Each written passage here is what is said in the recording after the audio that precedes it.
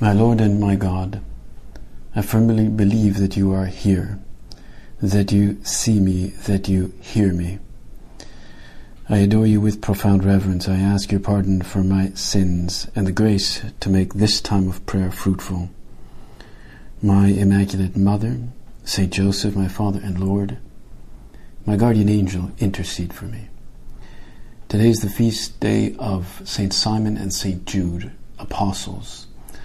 I'm always happy to have a feast day of an apostle. Here we have two, because they were the object of our Lord's Prayer. And today's gospel tells us how Jesus stayed up all night praying to God the Father, choosing the 12. And of course Simon and Jude were among them. Let's look at these two apostles that he chose, that he thought about, that he prayed about. First there's Simon, called the Zealot. Well, the term zealot referred to a Jewish political faction that sought Israel's independence, both spiritually and independent as a nation. So they thought that they might be able to overthrow Rome by force and install an eventual Messiah. And therefore it was like a political aspiration. And so this is this group that he was part of. But despite the fact that Simon belonged to this group, you, Jesus, you nevertheless called him. And you made him one of your 12. You spent time and patience explaining what the Messiah really was meant to do. And when you explained your mission, it must have lit something up profoundly in him, because suddenly everything just fell into place. So Simon left this faction, the Zealots, but the name the Zealot stuck because it helped to distinguish him from Simon, from Bethsaida, the rock, Simon Peter. Others would have also seen in him an enthusiasm, a zeal about the Jewish law and about how he was now discovering your teaching, Jesus. Jesus, you were showing him that you were the fullness of the law.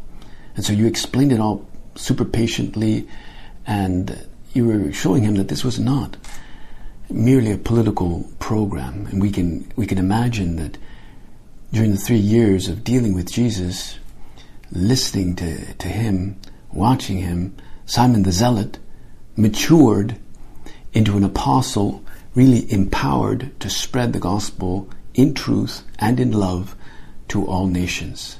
This was not just about overthrowing the Romans. And Simon had a deep sense of urgency about transmitting the truth that you, Jesus, had entrusted to him. Well, you gave him a marvelous responsibility. It was a rich and precious treasure that he really wanted to make known to others. He understood it deeply. He was not superficial about it. And he also saw how transformative it could be. And he realized it could bring this just true joy and real meaning to souls. Indeed, it must have been something that he saw also in the other apostles who were also chosen. How James and John became the sons of thunder, and how Simon the fisherman from Bethsaida, which was near Galilee, became really Peter the rock. He saw how transformative this was. And he was on fire for that. He was zealous. He was like a zealot in that sense, which meant that he had both enthusiasm, but also he was ready to suffer for the truth. Indeed, he gave his life for that. So we can draw from this that if a person is a bit passive about spreading the faith, well, maybe he's not terribly convinced of its truth or its deep value, or he hasn't been transformed by the beauty of the gospel message. It could mean also that he has not fully embraced the faith with singleness of purpose. Some people might be afraid to be too focused with singleness of mind on the truth of Christianity or the truth of Catholicism. They think that it might make them a bit narrow-minded and not really open to other experiences. And they think that maybe they should be more open to the sort of supermarket of truths out there. But for our Lord, his follower is open-minded to the truth, wherever that truth might indeed find itself. Indeed, many religions have snippets of truth, little flashes here and there, little seeds that can grow into great trees. But Simon the Zealot understood that the fullness of truth was only in embracing Christ, even if it meant giving up your life for him. So that's Simon the Zealot, his love and his zeal for the truth. Then, well, there's the apostle Jude, who is the son of James. And he's, as you probably know, he's often called the patron of hopeless cases. Hopeless cases. Well, why is he called the patron of hopeless cases? Where does that title come from? Well, based on the original Greek, his name was rendered in Latin as, well, Judas. He was identified as Judas Thaddeus to distinguish him from Judas Iscariot.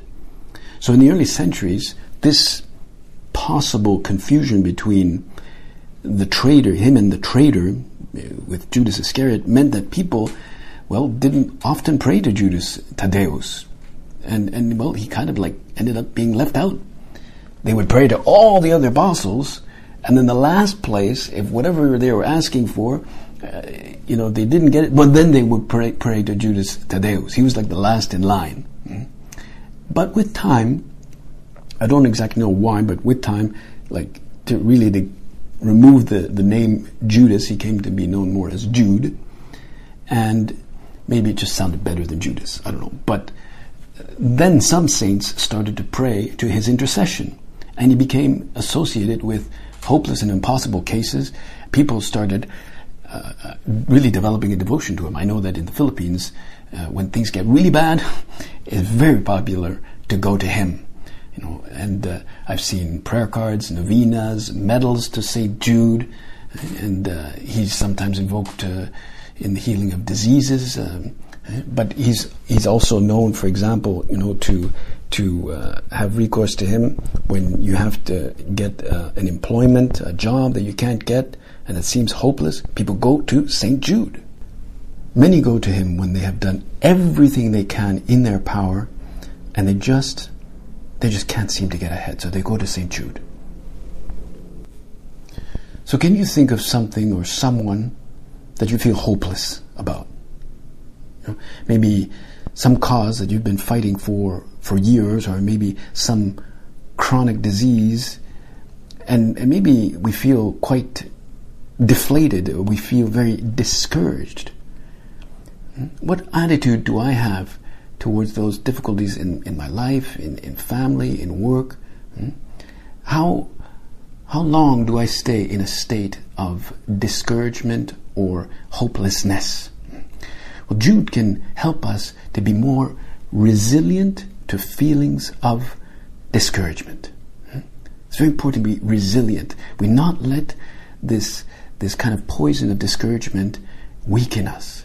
We have to think, Lord counts on me to pass on this beautiful message of the gospel by my example, by my word, by my good humor, but also by my resilience against the onslaught of discouragement. There's a chaplain I know in the Canadian Forces. He told me about a program that he's involved in called resiliency training.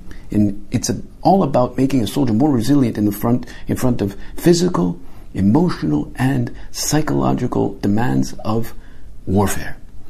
And so he's in this special forces team, and they have to brainstorm all the possibilities that maybe terrorists might launch at us, like a dirty bomb in a downtown subway system, right? They imagine they did that, and they have to train soldiers so that their mental reactions are completely inured to danger.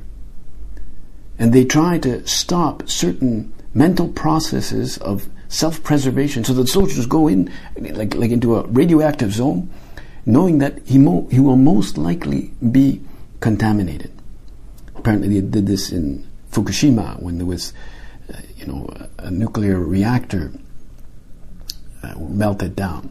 There were workers trained for this kind of resilience. And all the apostles that we hear mentioned in today's gospel had a deep sense of mission, a real sense of urgency, that they'd been chosen by name for something that was greater than they, and this would impact generations after them. That sense of mission, that is what gives one a deep sense of resilience. Do I have a sense of mission, like Simon the Zealot? Or like St. Jude, for that matter? Am I simply trapped in my more immediate interests, my more personal goals? How exactly has God called me to improve the world around me, to improve my family, to improve or to raise the human and supernatural tone around me?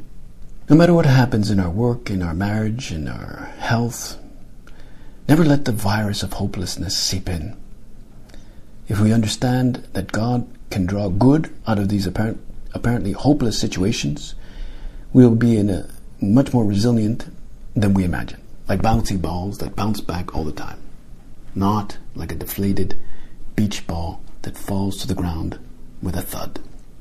We ask this resiliency now to these two great saints, Simon and Jude, and the Lord will give us the energy to embrace the scope of our mission. I thank you, my God, for the good resolutions, affections, and inspirations you've communicated to me in this meditation. I ask your help to put them into effect. My Immaculate Mother, Saint Joseph, my Father and Lord, my guardian angel, intercede for me.